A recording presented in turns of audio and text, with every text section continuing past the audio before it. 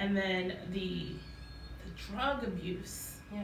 You know, on my Facebook Live, there was a girl who was recording at Mass Ave Station, broad daylight, folks at the bus stop. There was a guy literally sitting on the bench shooting up.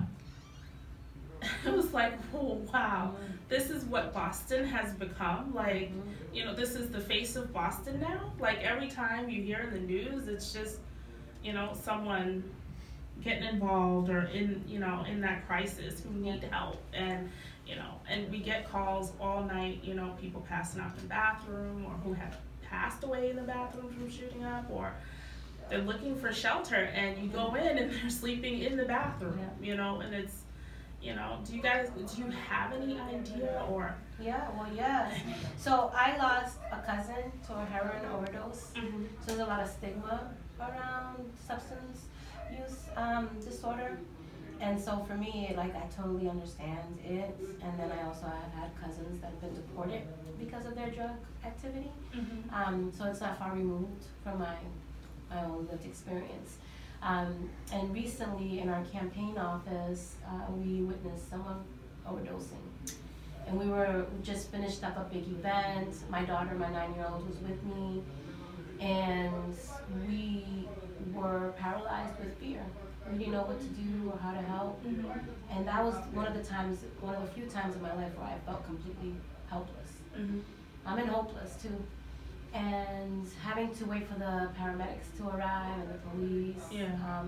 Every minute felt it counts, right? Yeah.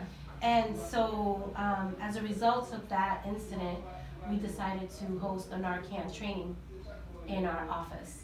And Narcan is used so when someone's going through an overdose that you can spray and you know it reverses the overdose and it helps with the breathing again.